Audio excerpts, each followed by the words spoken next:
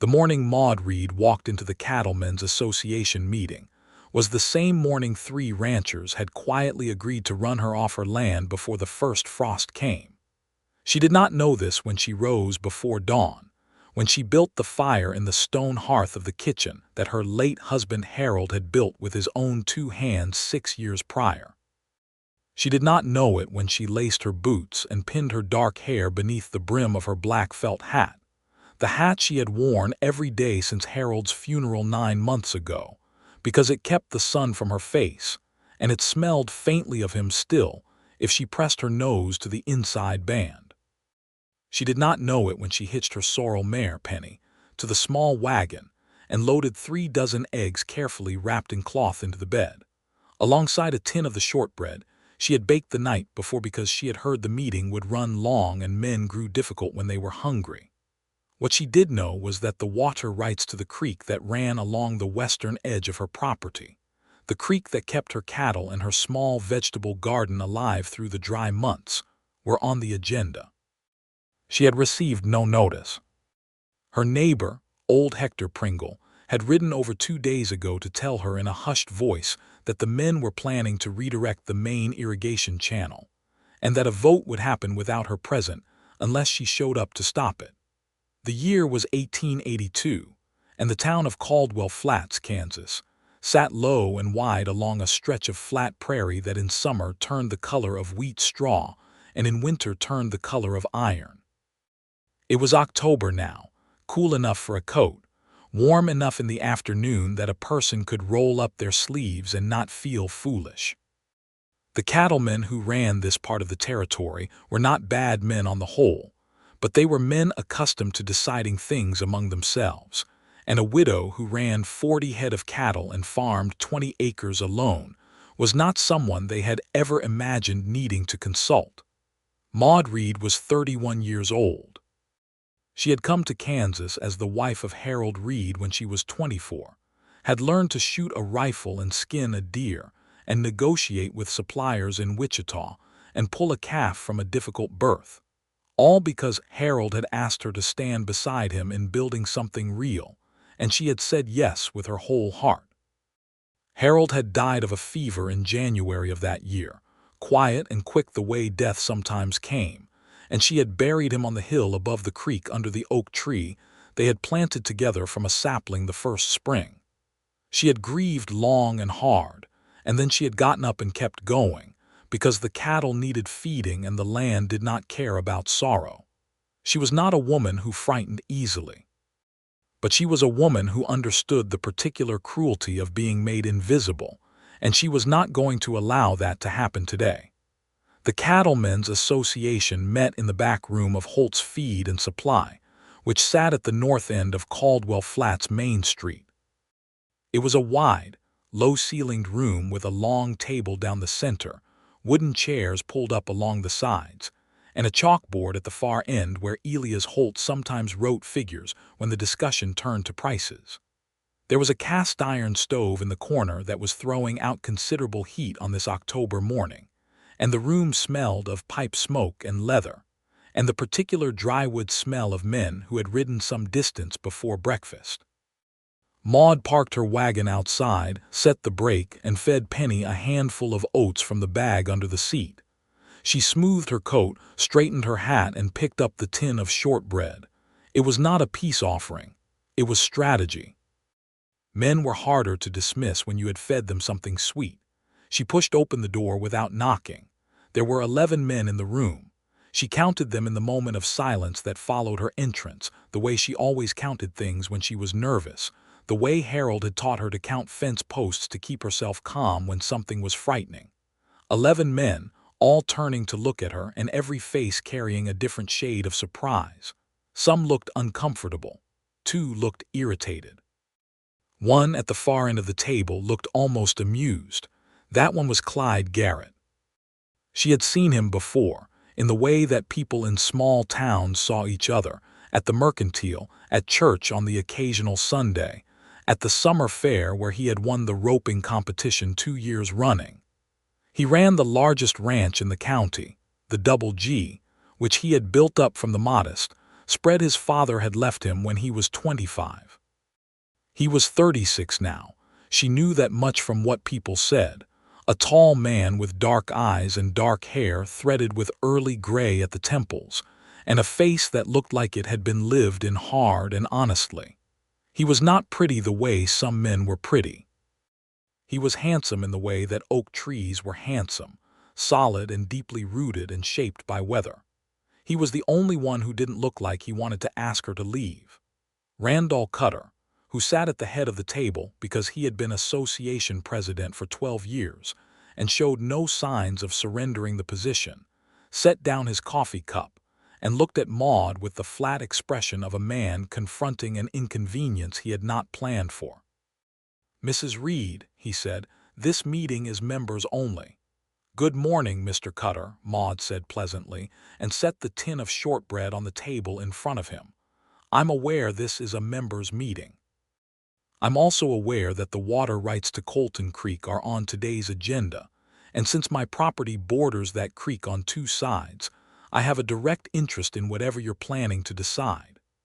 A man named Darrell Fitch, who owned the second largest spread and who had been trying to acquire Harold's land through less than honest means since February, leaned back in his chair and folded his arms. He was a broad, florid man with a gray mustache and the manner of someone perpetually disappointed by the world's failure to accommodate him. "Your husband was a member," Fitch said. "You are not." "My husband is dead," Maude said, and the word landed clean and flat in the room with no flinching. "The property he built and the cattle he raised and the deed he signed are now mine. The creek that waters my land is the same creek it was when Harold stood in this room. The only thing that has changed is that I am standing here instead of him, and I believe I am doing it rather well." A few of the men shifted. One, a younger fellow named Tom Archer, whose family had a modest spread 3 miles east, looked down at the table with what might have been embarrassment. "We have rules," Cutter said. "I am familiar with rules," Maude said. "I would also like to be familiar with the exact proposal regarding the irrigation channel, since no member of this association saw fit to send me a notice, which is, I believe, also in the rules." The room went quiet again. Across the table, Clyde Garrett had not moved or spoken, but his eyes had not left her face since she walked in, and there was something in the quality of his attention that was different from the others. He was listening. Not waiting to speak, not calculating his response, but actually listening in the way that careful people listened, taking everything in without deciding what to do with it yet. Cutter cleared his throat. "The proposal is a simple matter of efficiency. The main channel from the Colton Fork takes in more water than the lower properties need. We are considering redirecting a portion northward to serve the expanded operations of several members." "Which members?" Maude asked. Silence. "Which members?" she said again, and this time it was not a question. Fitch's jaw moved. "The Double G, the Cutter spread, and the Fitch operation have expanded significantly this year. The lower properties have not." "The lower properties," Maude said carefully, "include my 40 head, my garden, my well that depends on the water table the creek maintains, and the property that represents everything my husband and I built together." She paused. "Redirecting that channel would reduce my water supply by more than half during the dry months. In a dry summer, it would mean losing cattle. Losing cattle means losing my livelihood. Losing my livelihood means losing my land." "That is not our concern," Fitch said, and the flatness of it, the casual indifference, filled the room like smoke. It was then that Clyde Garrett spoke. "It ought to be," he said. His voice was quiet, but it carried the way quiet voices did when the room had been waiting without knowing it for something to break the tension. Everyone looked at him. He was leaning forward now, his elbows on the table, his dark eyes moving from Fitch to Cutter and back. "We are talking about taking water from a working ranch," he said, "one that has operated for 6 years and has never been in arrears and has never failed to meet its obligations. So that 3 of us can expand operations we chose to expand without consulting the association about the water impact first." He paused. "That is not efficiency. That is convenience dressed up as policy. Fitch's face went a deeper shade of red. Garrett, this doesn't concern your operation. I have water rights on the Northern Fork, Clyde said. The Double G does not need any more water from Colton Creek. I will not vote for a proposal that harms a neighboring property simply because that property is currently operated by a woman alone. Maude looked at him, and something in her chest, which had been wound tight as a watch spring since she woke up that morning, loosened slightly. But she was not finished. Mr. Garrett is right that this is a matter of fairness, she said, and I am grateful for his saying so plainly. But I want to say something to this room that I think needs to be said, and I will not wait for a formal membership vote to say it. She looked at each man in turn, starting at the far left and working her way around the table slowly, holding each gaze long enough to make the discomfort real. I know that several of you have had conversations with Darrell Fitch about purchasing my land, she said. I know that 3 separate offers have come to me through intermediaries, without anyone having the decency to approach me directly. I know that those offers have been consistently below market value, and I know that the intent behind them has been to pressure me into selling by making running the ranch as difficult as possible. She paused. The water proposal is the latest effort in that direction. The room was very quiet. I have been patient, Maude said, because I believe in being patient. I have been polite because I was raised to be polite. But I want every man in this room to understand something clearly. I am not going anywhere. The Reed land is my land. The cattle are my cattle. The fence Harold built and the well Harold dug and the house Harold raised with his own 2 hands are mine to tend and mine to keep. I do not require your permission to do so, and I do not require your approval. What I require is that you treat me with the same professional regard you gave my husband, because I have earned it by every measure that you respect, hard work, reliability, honest dealing, and commitment to this land. She picked up the tin of shortbread and opened it, set it back on the table with the shortbread visible. Now, she said, I would like a seat at this table, and I would like to hear the full proposal, and then I would like to vote on it as a property owner with a legitimate stake in Colton Creek.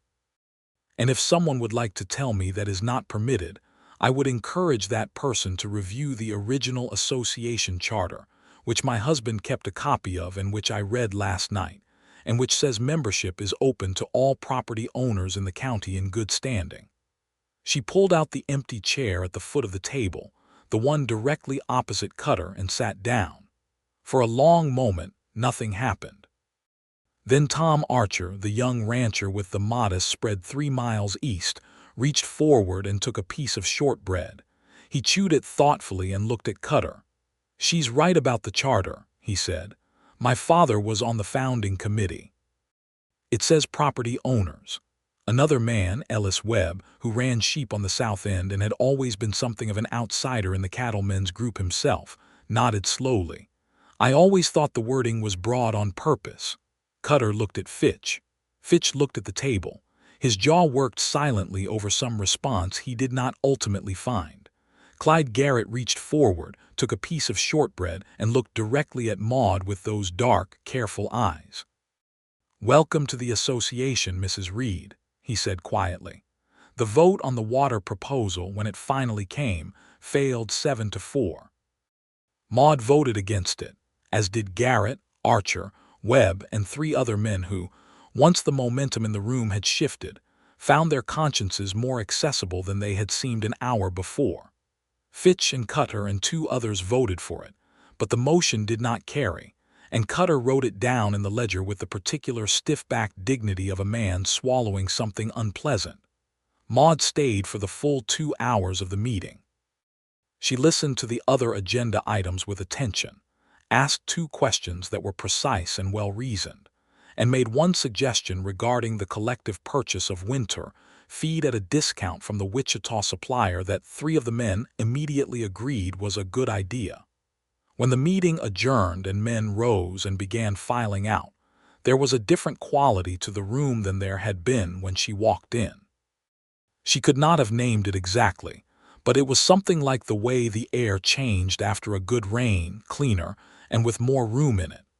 She was wrapping the remaining shortbread back into the tin when Clyde Garrett appeared at her elbow. "That was a considerable amount of courage," he said.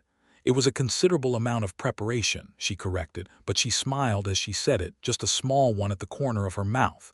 He was even taller up close, and she noticed that he held his hat in his hands the way men did when they were being respectful rather than merely standing somewhere. "The water proposal will come back," he said. "Fitch doesn't let things go easily." "I am aware," she said. "I will come back each time it does." He nodded, and she thought he was going to say something more, but instead he just looked at her for a moment in that quiet, considering way of his, and then he said, "Your husband was a good man. I was sorry when he passed." "He was," Maude said, and the simple truth of it sat between them without any need to decorate it. "If you need anything," Clyde said, "the Double G is 3 miles north. We're there." He put his hat back on, nodded once, and walked out into the October morning. Maude stood with her tin of shortbread and watched him go through the window, and she told herself firmly that the warmth in her chest was simply the satisfaction of a battle well fought. She almost believed it.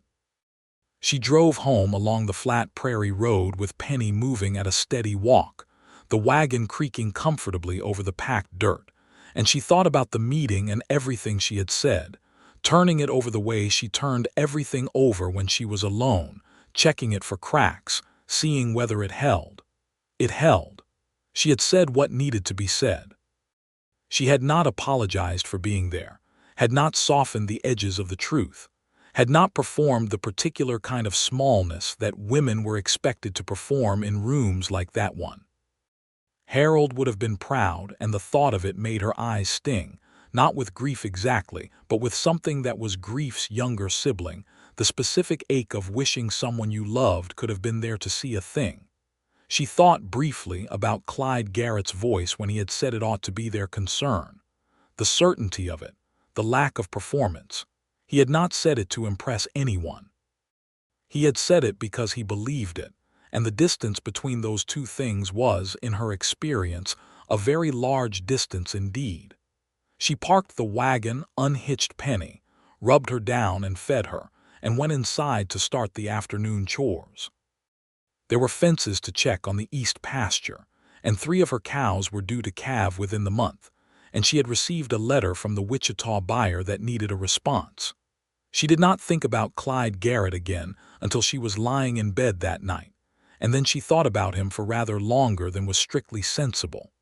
Over the following weeks, the rhythm of autumn settled over Caldwell Flats the way it always did, with urgency and beauty in equal measure. The prairie grass went gold and then brown, the air turned sharp and clear, and everyone who worked the land began the serious work of preparing for winter. Maude drove her cattle to the south pasture where the grass was still good, repaired the east fence where a section had heaved in the summer heat, and spent 3 long days banking the foundation of the house against the cold with packed earth and straw, the way Harold had showed her their first winter. She attended the November Cattlemen's meeting as a full member, signing the roster with the same quiet certainty she had brought to everything since the October meeting. Fitch did not look at her when she sat down. Cutter was professionally civil. Tom Archer saved her a seat and told her he thought her suggestion about the winter feed had saved the smaller ranchers close to $40 apiece, which was not nothing. Clyde Garrett was at the far end of the table again, and they exchanged a nod that felt, she thought, slightly warmer than a professional nod needed to be. He looked at her the way he had in the first meeting, directly and without hurry, and she found that she looked back the same way, which was perhaps more than a nod warranted. After the meeting, there was a brief discussion about fencing materials near the water trough outside, and Maude found herself standing beside him naturally, without having planned it, the way people drifted toward warmth without consciously deciding to. "How are your calves coming?" he asked, because he had apparently heard from Tom Archer that she had 3 due, and because it was the kind of question a rancher asked another rancher. "2 came easy," she said. "The 3rd is being stubborn. She's a heifer, and first-timers always think they know better. The corner of his mouth turned up. "They do know better," he said. "They just communicated in the most inconvenient way possible." She laughed, and the sound surprised her slightly, because it came out fully and warmly, and without the self-conscious editing she had gotten used to applying to herself in the months since Harold died, as if she had not quite been sure she was still allowed to laugh completely. "You've calved a few thousand head," she said. "More or less," he agreed. "You want me to come look at her? I have a man who's very good with difficult heifers."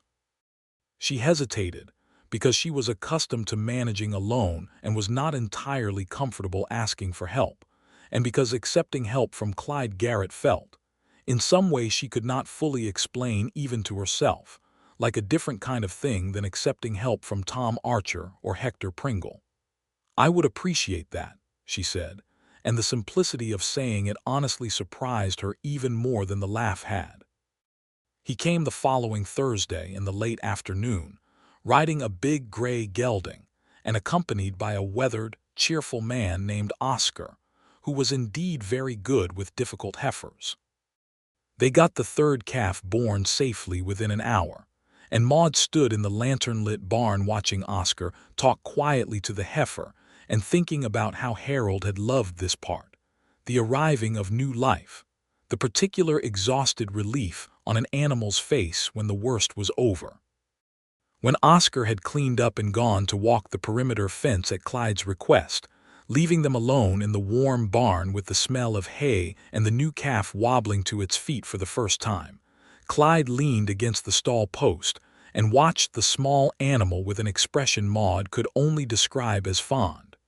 "She'll be a good one," he said. "Harold always said you could tell in the first hour," Maude said. "Something about the way they stood up." "He was right about that," Clyde said. There was a pause that was comfortable rather than awkward, the kind of pause that existed between people who did not need to fill every silence. "Can I ask you something?" Maude said. He looked at her. "Why did you speak up in that first meeting, before I had said everything I said? You had already started talking before you knew how it was going to go." He was quiet for a moment, turning the question over in the way she recognized as genuine thought rather than stalling. "Because it was wrong," he said. "And because I had watched Fitch circle your land since February and I hadn't said anything, and I was tired of not saying anything. You knew about the offers. I knew Fitch had sent men to talk to you. I knew the price he was offering wasn't fair. I didn't know how to intervene without making it worse for you." He paused. "I probably waited too long." "You spoke when it mattered," she said. He looked at her with those dark eyes, and there was something in the look that was careful, and careful meant he was feeling something he was not entirely sure what to do with yet, which she recognized because she was feeling something similar. "I should get Oscar and let you have your evening," he said. "Thank you," she said, "for the calf, and for Oscar." "Any time," he said, and he meant it, she could tell, in the way people meant things when they were not saying them for the pleasure of the sound. He left, and she stood in the barn with the new calf until it had nursed successfully, and the heifer had settled, and she allowed herself to think the thought she had been not quite thinking for several weeks, which was that she found Clyde Garrett's company remarkably and unexpectedly easy, and that easy was something she had not felt in a very long time. December came with a cold that arrived in earnest, low gray skies and wind that cut through coats and found the gaps in barn walls, and Maude added 2 more layers of banking to the house, and spent long evenings by the fire with her mending and her accounts, and the steady, comfortable presence of her old dog, Biscuit, who was 12 years old and slept more than he waked, but who still raised his head every time she came in the door as if she were the most interesting arrival of the day. Darrell Fitch sent another offer for the land in December, this one through a Wichita lawyer, and for a number that was, if not fair, at least less insulting than the previous attempts. She wrote back a brief and cordial refusal. The lawyer wrote again. She did not respond. Fitch rode out to her property himself on a Thursday morning in December, something he had not done before, and sat on his horse outside her gate without coming in, which told her something about his confidence. She came to the gate and waited. "You're going to struggle this winter," he said, without a man to handle the heavy work. I have managed the heavy work since January, she said pleasantly. I'm prepared to offer you a fair price, he said. You are prepared to offer me a price that would leave me without land or livelihood, she said. The answer is no, Mr. Fitch. It will continue to be no. You should think about your future, he said. I am, she said, and she met his eyes steadily, and after a moment he pulled his horse around and rode back down the road, and she let out a slow breath and went back inside to tend the fire. That evening, without entirely planning to, she rode Penny north along the creek road in the late afternoon light, bundled in her heaviest coat, telling herself she was checking the north fence line, which needed checking. The north fence line was, as it happened, on the edge of land that bordered the Double G. She was not surprised when she saw Clyde riding the same line from the other side. She told herself she should not read anything into that. He pulled up his gray gelding when he saw her, and they met at the fence line in the cold amber light of late afternoon, the kind of light that made everything look like it was made of something warmer than it actually was. Fitch came to see me this morning, she said, because she had been holding it and he was someone she found she could tell things to. I heard he'd been talking to a Wichita lawyer, Clyde said, and his jaw set in a way she recognized from the meeting room. He came himself today. Same answer as always, she paused. He told me I should think about my future. Clyde was quiet for a moment, and when he spoke his voice was carefully controlled. He said that to you. He was not threatening, she said, and she believed it, just reminding me that he considers my situation precarious. Your situation, Clyde said, is a 60-acre ranch in good condition with 40 head of healthy cattle and a full winter's supply of feed and a water right that was just defended at association level. That is not precarious. That is established. She looked at him, at the certainty with which he said it, as if it were simply a fact he was reciting. Thank you for that, she said. They rode the fence line together in companionable silence for a while, the cold making their breath visible, the grass pale and frost-touched under their horses' feet. There was a quality to riding beside someone in silence that told you a great deal about them, and what riding beside Clyde Garrett told her was that he was a man completely at ease in the land, at ease with quiet, and at ease with her, which she found she valued more than she might have predicted. Tell me about the Double G, she said, because she wanted to hear him talk, which was a want she had not had in some time.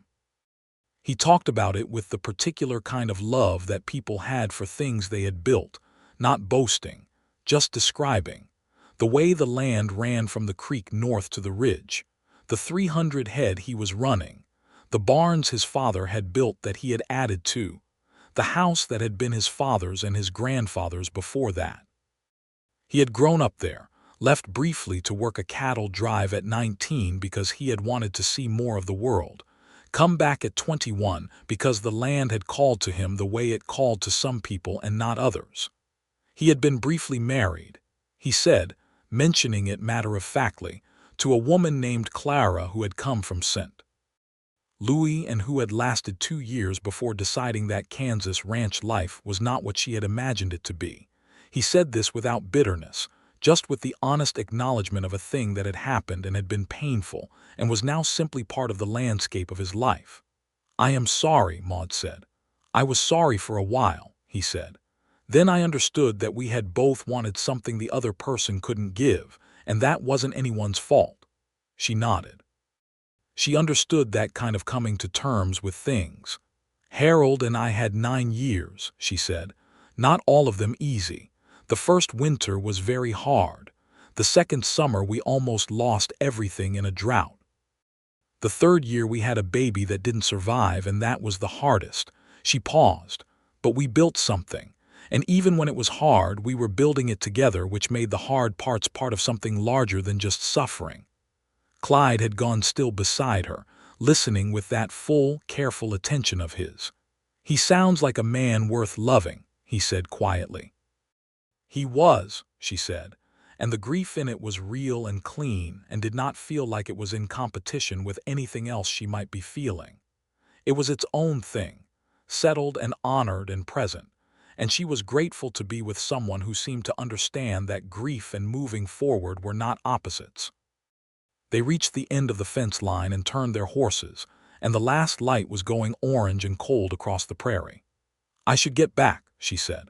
"Let me ride with you to your gate," he said, and it was phrased as a suggestion, not an assumption, which she noticed.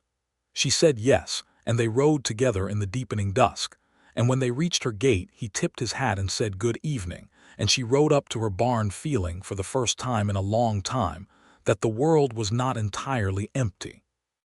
The Christmas celebration in Caldwell Flats was a simple affair, as it always was, a gathering at the church on Christmas Eve with candles and carols and a potluck supper afterward in the church hall. Maude brought her venison stew and a pan of cornbread, and she stood talking with Hector Pringle's wife, Margaret, while the children ran between the tables, and she was reminded that community was a real thing, that it had weight and texture, and that she was part of it. Clyde Garrett came with his foreman, a quiet man named Beau, and he made his way around the room with the easy, unhurried movement of a man comfortable in his own skin. He ended up beside her at the supper table without any particular maneuvering on either person's part, and they ate together and talked, and Margaret Pringle caught Maude's eye from across the room with an expression that Maude chose to ignore with great energy. "Merry Christmas, Maude," he said, when they were putting on their coats to leave. He used her first name, and she thought later that she had not noticed it happen, which meant it had happened naturally, the way the right things happened when no one was forcing them. "Merry Christmas, Clyde," she said, and his name in her mouth felt ordinary and right. January brought cold that was serious and unforgiving. Maude kept her cattle close, fed them daily from the hay she had stacked, checked the water trough twice a day to break the ice. She lost one steer to a respiratory ailment in the first week, and grieved it the way ranchers grieved losses, practically, noting it in the ledger and adjusting her projections, and then allowing herself a quiet, sad moment by the stove before getting on with things. On the 15th of January, a fierce wind came down from the north with the temperature dropping fast, and she was in the south pasture checking the fence when she heard it change, felt the pressure drop, the specific atmospheric warning that people who had lived on the prairie long enough learned to read like a language. She turned Penny toward home and rode hard, got her cattle into the barn, got Penny in, got Biscuit inside, and was banking the front door with rolled blankets when the blizzard arrived in full, the kind that knocked you sideways and turned the world white and erased everything past 10 feet. She spent 3 days inside, mostly, going out only to tend the barn, ropes strung from the house to the barn door the way Harold had taught her the first winter, navigating by feel when the wind was too thick to see through. She read by the fire and cooked from her stores and slept more than usual and talked to Biscuit, who was an attentive if one-sided conversationalist. On the morning of the 4th day, the storm had blown through and left the world clean and impossibly white and bright, and she was digging out the barn door when she heard a horse and looked up to see Clyde riding down her lane, his big gray gelding picking through the drifts, Clyde sitting straight and steady in the saddle with a wrapped parcel across his saddle horn. "You all right?" he called before he had even fully stopped. "We are all right," she called back, and there was something in her throat that she swallowed. He came close and dismounted, and she saw the lines around his eyes, which were the lines of a man who had spent 3 days worrying about a thing without being able to do anything about it. "I couldn't get the road clear until this morning," he said. "The drift on the lower road was 8 feet. "I know," she said. "I could see the shape of it from the upstairs window. All your cattle. Lost the 1 steer earlier in the month, but the storm took nothing. I had them in before it hit." He exhaled, and the relief in it was unmistakable. "I brought provisions," he said, offering the parcel, "in case you were running low." She took it, knowing it would be awkward and wrong to refuse, and knowing also that bringing it was an act of care that deserved to be received without complication. "Come in for coffee," she said. "You've ridden 3 miles through 8-foot drifts and you look like you need something hot." He tied the gray to the post and came in, and she made coffee on the stove and they sat at the kitchen table, and outside the world was blinding white and still, and Biscuit came and put his gray muzzle on Clyde's knee with the immediate trust of an old dog who recognized good people. "He likes you," she said. "I like him," Clyde said, and scratched behind Biscuit's ears with the natural ease of a man who had always had animals around. They sat for an hour and talked about the storm, and about the spring work ahead, and about a book she had been reading, a thing she had not expected him to engage with. But he had opinions about it, quiet and considered, and she found herself leaning forward in her chair without noticing she had done so. When he rose to go, he stood in the kitchen doorway with his hat in his hands, and he said, "I was glad to see the light in your windows when I came over the ridge." She looked at him. "Were you worried about me?" "Yes," he said simply, without decorating it. "I appreciate that," she said, and she met his eyes when she said it, so that he would know she meant it fully. He nodded, put his hat on, and went out into the bright cold morning. The following weeks were the particular quiet of deep winter, the world reduced to the essential. Maude made her rounds of the ranch, kept her ledgers, answered letters from the Wichita buyer, and found herself looking forward to the monthly association meeting in a way that was perhaps not entirely about association business. February's meeting was on the 12th, a Monday, and Maude arrived to find that Fitch had brought a proposal regarding the formation of a smaller executive committee that would handle water rights decisions between meetings. It was, she recognized immediately, an attempt to create a smaller body in which she would not have a seat. She said so, calmly and precisely, laying out the structural argument against it in terms that left no room for misreading, and she noticed Tom Archer nodding and Ellis Webb shifting forward in his chair in agreement, and she noticed Clyde Garrett watching her with an expression she was now able to read, which was one of quiet, steady admiration, the kind of admiration that was not performance and did not require an audience. The proposal failed again. This time the vote was 8-3 against. Fitch's coalition was shrinking, and everyone in the room knew why. After the meeting, Clyde fell into step beside her on the way out, and they walked to where their horses were tied, and the February air was cold and clear, and the street of Caldwell Flats was mostly quiet. "He's going to keep trying," Clyde said. "He is," Maude agreed. "But he's running out of procedural options, and I think even Cutter is beginning to find him more trouble than he's worth." "I think so too." Clyde paused, and there was something in the pause that was different from the usual pause, a more deliberate quality to it, like a man deciding to say something he has been composing for a while. "I was wondering if you would consider having dinner with me." "Not at an association meeting, not because of ranch business, just dinner." She looked at him. He was looking at her with those dark eyes, and the expression on his face was the most unguarded she had seen it, careful and honest and a little uncertain in the way that honest people were uncertain when they were offering something real. "I would like that," she said. "Saturday evening," he said. "I know a table at Bowers that's quiet." Bowers was the restaurant above the dry goods store, the only sit-down establishment in Caldwell Flats that was not a saloon, and it was where people went when they wanted to mark something as worth marking. "Saturday evening," she said. She rode home along the February road with the cold air on her face and something warm and slightly terrifying and genuinely wonderful moving through her chest, and she let herself feel it without immediately analyzing it to death. Saturday evening, she wore her blue dress, which she had not worn since the summer fair 2 years ago, and which had needed pressing and a small mending at the hem. She left her black felt hat on its hook for the first time in months and wore instead the small, pearl-buttoned hat that had been her mother's, pinning her dark hair up with the careful attention of a woman taking something seriously. She arrived at Bowers at 7 in the evening to find Clyde already there, which meant he had arrived early, which told her he had wanted to be there first, which told her he was nervous in the same careful, controlled way he was everything. He stood when she came in, which was the old courtesy, and she liked it.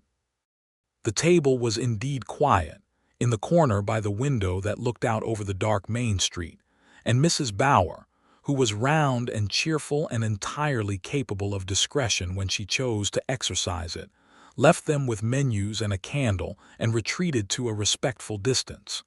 They talked. They had been talking for months at the edges of other things, meetings and fence lines and snowy mornings, and this was simply those conversations with the edges removed, without the context of business or emergency giving them purpose.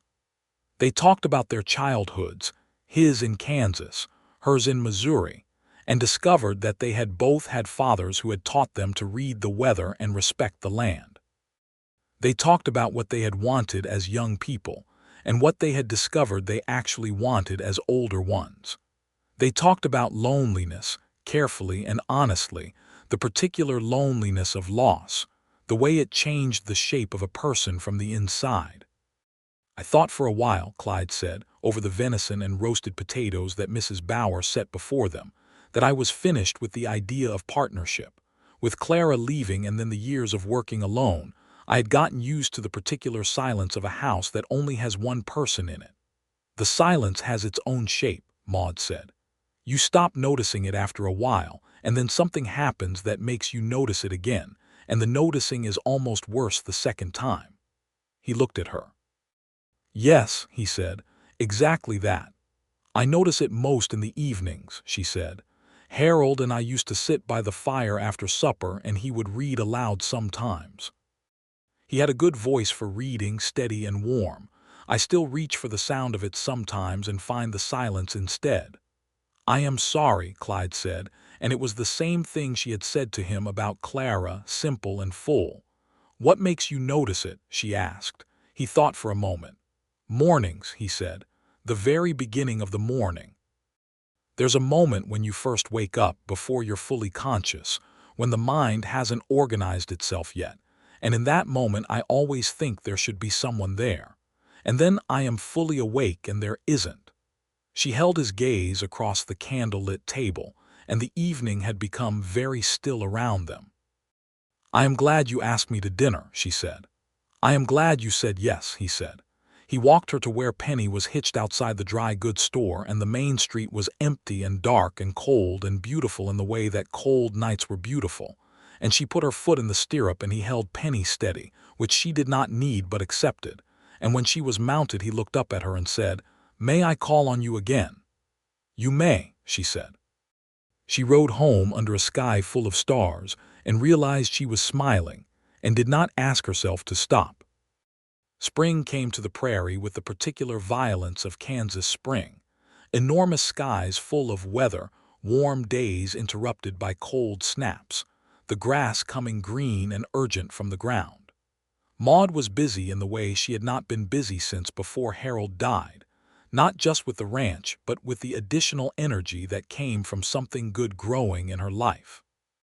Clyde called on her on Saturdays when the work permitted, and sometimes on Wednesdays, and they developed the particular easy habits of two people settling into each other's company. He helped her move her cattle to the north pasture when the spring grass came in, and she brought supper to the Double G one evening when she knew he was short-handed during calving season, and they worked side by side in the barn in the easy companionate way of people who had both grown up with animals and understood that love was also work and work was also love. Hector Pringle told Maude one April morning with enormous pleasure that people in town were talking, and Maude told him that people in town could talk about whatever they liked, which made Hector laugh until he coughed. Margaret Pringle said, with great seriousness and equally great warmth, that she thought Harold would have liked Clyde Garrett. Maude thought about this for a long time and decided that Margaret was right, which settled something she had not known needed settling. On an evening in late April when the wind was soft and warm and the prairie smelled of new grass and possibility, Clyde came to call, and instead of sitting in the parlor they sat on the front porch in the two wooden chairs Maude had moved outside on the first warm day, and the sun went down over the flat land in a slow, spectacular burn of orange and gold, and after a while he reached over and took her hand. She let him. His hand was large and work-roughened and warm, and he held hers with a gentleness that was the more moving for being so deliberate, as if he understood that the gesture meant something and was not treating it casually. They sat like that for a long time, watching the sky change colors, and Biscuit lay between their chairs and sighed deeply, as old dogs did when they approved of a situation. "Maude," he said quietly. "Yes," she said, without quite knowing what she was saying yes to. He turned to look at her, and the last of the light was on his face, and she thought she had never seen him look quite the way he looked in this moment, open and certain, and something that might have been, that was, she knew it when she saw it, love. "I want to say something to you that I have been thinking about carefully," he said, "because you are a woman who deserves careful thought and not impulse." "Say it," she said. "I love you," he said, not in the way that people say it quickly to mean they find someone pleasant. In the way that means I think about you when you're not there, and I think about your opinions on things before I make decisions, and I think about what I want my life to look like. And you are in all of those thoughts, specifically and clearly, not as an abstract idea, but as you, Maude Reed, who walked into a room she wasn't invited into and said everything that room needed to hear, and also brought shortbread, which I have not forgotten. She laughed, and the laugh was full and warm, and then she turned to look at him, and the laugh settled into something quieter and fuller. "I love you too," she said. "I was not expecting to, and I was not looking for it, and I have been somewhat argued with myself about it for several months, but I do, and I am not going to qualify that any further than that." He brought her hand to his mouth and kissed it, which was the old gesture, the formal and tender one, and then he looked at her with those dark eyes and smiled, fully, a real smile, the kind she had not seen on him often, but which transformed his face entirely into something that made her understand what he must have looked like as a young man. "Then I would like to ask you," he said, "when you are ready, when it is right for you, to marry me. I am not asking you to stop being yourself, or to stop running your ranch, or to fold your life into mine. I am asking to fold my life into yours and mine into yours, and see what we can build from both." She looked at him for a long moment, at this steady, careful, honest man who had spoken up in a room when she needed someone to speak, who had ridden 3 miles through snowdrifts to bring her provisions because he could not bear the not knowing, who held her hand with deliberate gentleness and used her name like it mattered to him. "Yes," she said, "when it's right. I can work with when it's right," he said. They sat on the porch until the stars came out, and then she made coffee and they sat inside by the fire, and Biscuit put his head on Clyde's foot and went asleep, and it was the most ordinary and perfect evening Maude Reed had had in a very long time. It was May when the thing with Fitch came to a head, as she had always known it would, because men like Darrell Fitch did not accept losing gracefully, and they found new angles until they found one that worked, or until something stopped them definitively. What Fitch did was file a legal challenge to the water rights at the county seat in Wichita, claiming that the existing distribution of Colton Creek water was based on an informal agreement that had never been formally recorded, and was therefore subject to review and reallocation. It was a clever move, legally technical, the kind that cost money to defend against, and that could take years to resolve. Maude received the notice from the county clerk on a Tuesday morning and sat with it at the kitchen table for a long while, turning it over, before she saddled Penny and rode to the Double G. She found Clyde in the barn, which was where he was most mornings, and he read the notice with a careful expression that she watched because she could read it now, the slight tightening at the corners of his eyes, the set of his jaw. "He's trying to do legally what he couldn't do at the association," she said. "He is," Clyde said. "He's found a lawyer in Wichita who handles these cases." He paused. "I know a man in Wichita, too, a lawyer named Forsyth who handled my land boundary case 2 years ago. He's good and he's fair and he knows the county records. Can he help? He can look at the original land grants and the water rights documentation from when this county was settled," Clyde said. "If the rights were recorded even informally in the original homestead filings, Fitch's claim falls apart." "Harold filed everything," Maude said. "He kept copies of everything. He said land was the one thing you couldn't afford to be careless about documenting. Do you have the original filings? In the tin box under the floor of the study, she said. Harold showed me exactly where. They rode back to her ranch together, and she lifted the study rug and the floorboard, and the tin box was there exactly as Harold had left it, and inside was the complete documentation of the homestead filing, the original land grant, the water rights registration from 1876, everything properly recorded with the county. Clyde held the water rights registration up to the window light and looked at it, and the expression on his face shifted to something satisfied and sure. "He cannot touch this," he said. "This is a formally registered water right. It was recorded when your husband filed the homestead. Forsyth will see this and the case will be dismissed." "You are certain?" "I am very nearly certain," he said, which was the most certain he ever claimed to be about anything, and from him it was enough. He rode to Wichita himself the following week and met with Forsyth, taking the documentation and also taking a detailed account of the history of the Fitch approaches and proposals. And Forsyth was, as Clyde had said, good and fair, and within 3 weeks had filed a response to the county challenge that was comprehensive and legally clean. The challenge was heard in June. Maude rode to Wichita with Clyde and sat in the county office while Forsyth laid out the case, and the county water official, a precise man named Henderson, looked at the original registration and the history of the Fitch attempts and said, in the dry official way of men who dealt with land disputes all day, that the challenge appeared to have no legal merit and would be dismissed. Fitch, sitting across the room with his lawyer, went a deep, unhappy red.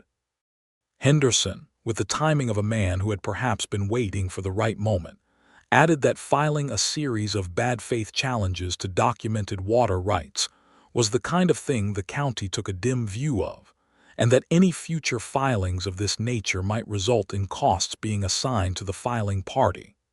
Fitch's lawyer put his hand on Fitch's arm, and Fitch did not say what he was clearly thinking about saying. On the ride home in the wagon, with Penny and Clyde's gray gelding tied behind, and the June prairie going gold and wide around them, Maude sat beside Clyde on the wagon seat and felt something she recognized as the relief of a thing finally and completely done. Not just the water case, but the whole of it, the 9 months of being circled and pressured and offered insultingly low prices for something she had no intention of selling. "It's over," she said. "It's over," he agreed. She leaned her head against his shoulder, which she had not done before, and he shifted slightly to accommodate it naturally, and they rode home through the golden afternoon like that, comfortable and close, with the prairie opening before them.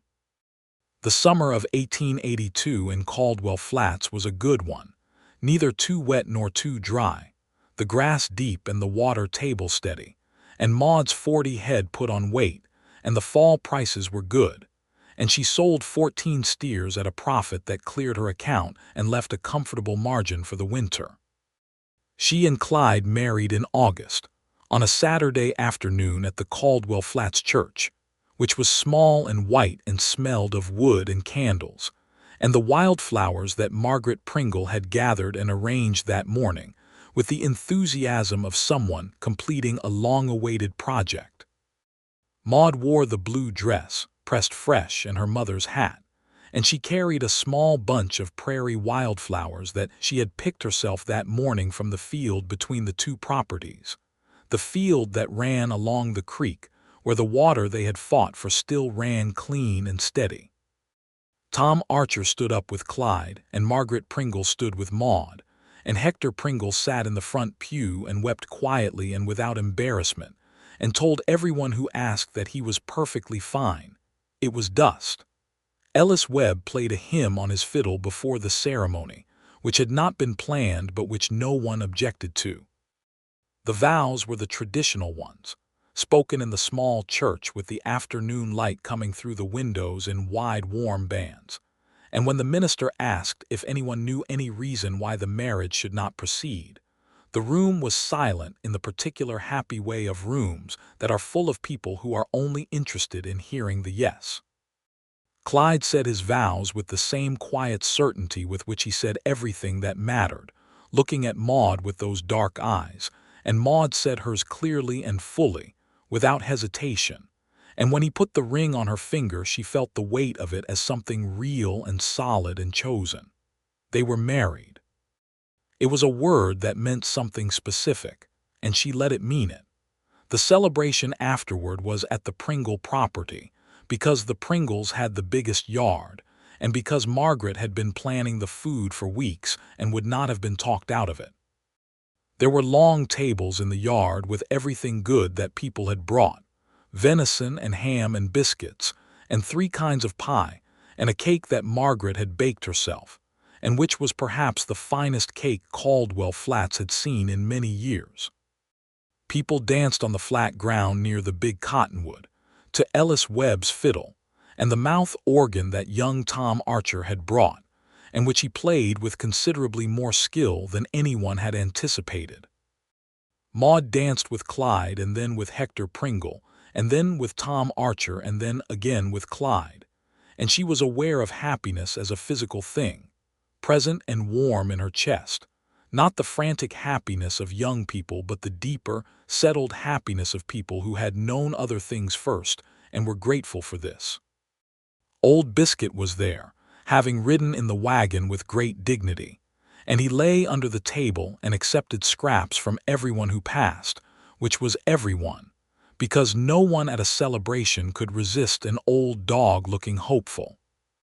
When the evening cooled and people began drifting home, Maude and Clyde drove back to the Reed ranch in the wagon, which was, they had decided, where they would spend the first week. And then the question of how to manage the 2 properties together was one they would work out practically and without urgency, because they were both practical people who did not see the point of urgency when patience served. The house that Harold had built was warm and familiar around her, and Clyde moved through it with the careful respect of a man who understood what it meant, and she loved him for it.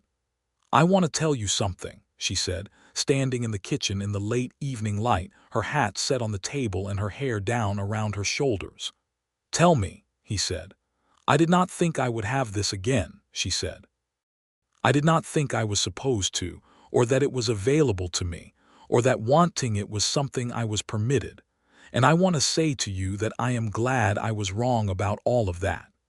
He crossed the kitchen and put his hands on either side of her face, gently, and looked at her. "I am glad, too," he said. He kissed her, there in the kitchen that Harold had built, in the house on the land that she had fought for and kept, and outside the Kansas night was full of stars and the creek ran steady along the western edge of the property, and everything that was hers was also now theirs, and everything that needed saying had been said. The months that followed their marriage were full and rich and ordinary in the best sense, the kind of ordinary that was actually extraordinary when you looked at it closely enough. Clyde moved his personal things from the Double G to the Reed property and began spending most of his nights there, while his foreman Beau ran the daily operations of the Double G with the ease of a man who had been doing it effectively for years. They discussed, over many evenings by the fire, how to manage the 2 properties in a way that made sense, and settled on a practical arrangement. Maude's ranch and the Double G would operate as separate entities in terms of accounts and cattle, but would share labor and equipment where it made sense, which was almost everywhere. It worked. It worked because they were both people who had been running operations alone for long enough to know where every inefficiency was, and 2 minds applied to those problems found solutions quickly. The winter of 1882 into 1883 was their first winter together, and it was easier than any solo winter Maude had managed, not because he did her work for her, but because having someone to share the thinking with made the work lighter. Biscuit, old and white-muzzled and deeply contented, spent the winter sleeping by the fire with his chin on someone's foot, alternating between Maude's and Clyde's with the impartial affection of an animal who had decided that his household had improved significantly. He died peacefully in March of 1883, on his blanket by the fire, between one breath and the next, and Maude sat with him for a long time and cried for all the years he represented, and Clyde sat with her and did not try to make it less than it was, which was exactly right. They buried Biscuit in the yard under the elm tree next to the vegetable garden, and Clyde made a small wooden marker, and in the spring when the garden went in, Maude planted a rosebush next to the marker, the small dark red variety that was hardy in Kansas, and she called it Biscuit's rosebush, and it came up beautifully. By spring of 1883, Maude knew she was expecting a child. She told Clyde on a Sunday morning over coffee, and his face did something she had not quite seen it do before, a quick and total openness, like a door swung wide on a bright room. "Are you certain?" he said. "I am a woman who ran a ranch alone for 9 months," she said. "I am certain of things." He laughed, and then he came around the table and pulled her to him carefully and held her, and she could feel the gratitude in him, the pure and uncomplicated gratitude, and she thought of the baby she and Harold had lost, and she let herself grieve that briefly and fully, and then she was present in this moment, in Clyde's arms in the kitchen of her house, with the spring light coming through the windows and a new thing growing. "I am going to worry about you," he said into her hair. "I know," she said. "You may worry sensibly, not excessively." "I will do my best," he said, which was an honest answer. The association meeting in April of 1883 was the one at which Randall Cutter announced that he would be stepping down as president after 12 years, citing his intention to spend more time managing his own spread rather than everyone else's.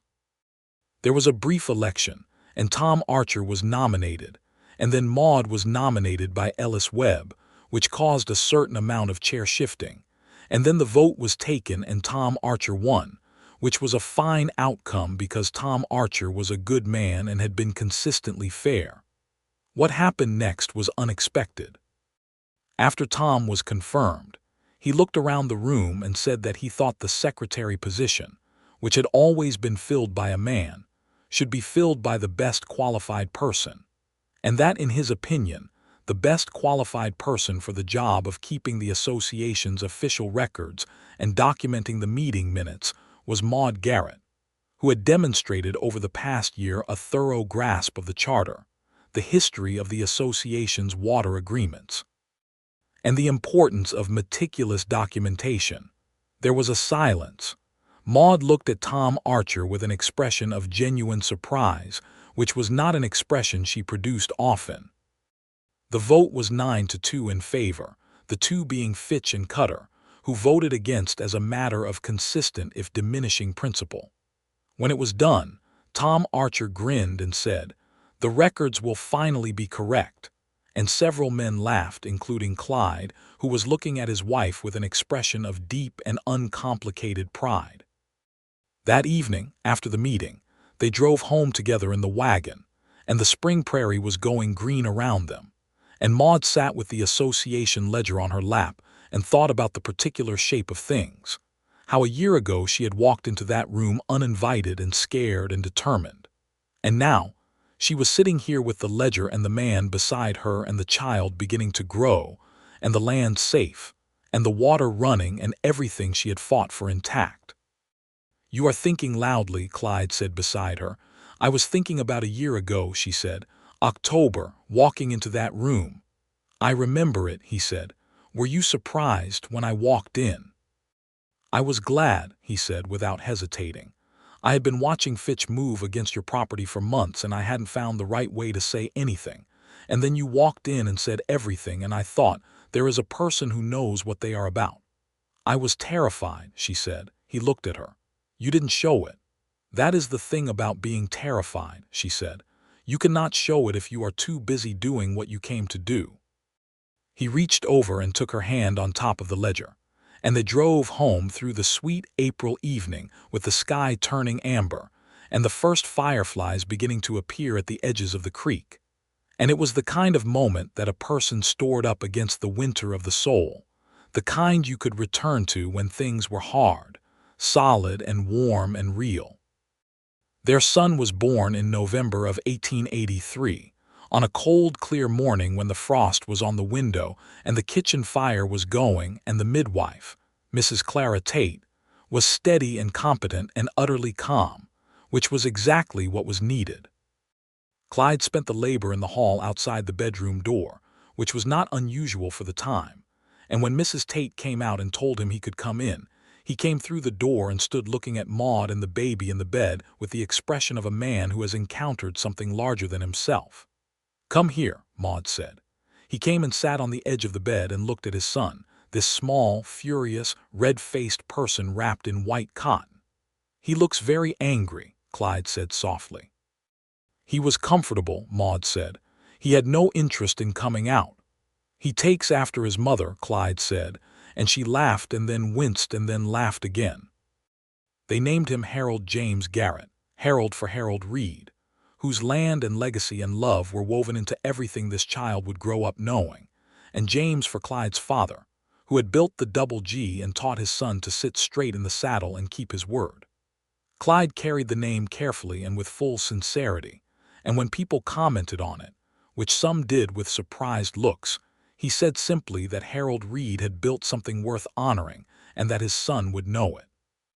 This was the kind of thing, Clyde said, simple and full and not requiring further explanation. Harold James was a good-natured baby, round and watchful, with Maude's dark eyes and Clyde's even temperament, which was a combination that served him well as he grew. He slept in the wooden cradle that Hector Pringle made from cottonwood from the creek bank as a gift, the gift coming with the information that he had made a cradle for every baby born to his neighbors for 37 years, and was not about to stop now. Maude nursed and tended and mended and managed, and attended the association meetings with the baby in a basket beside her when he was very small, and later left him with Margaret Pringle, who adored him, and reported his every development with the thoroughness of a woman who had 6 grandchildren, and was always ready for one more. The double G and the Reed property continued to run well together.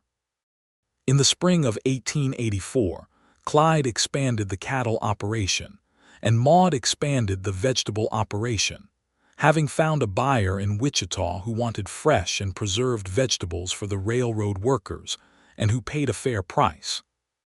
The combination of the two incomes made the two properties together more stable than either had been alone, which was perhaps not a surprise to anyone, but which still felt like a thing worth noting. Darrell Fitch sold his property in the winter of 1884 and moved to Wichita. No one knew quite what had led to the decision, but the word was that the land had not produced as well as he had hoped, and that his expenses had been higher than his income for 2 consecutive years.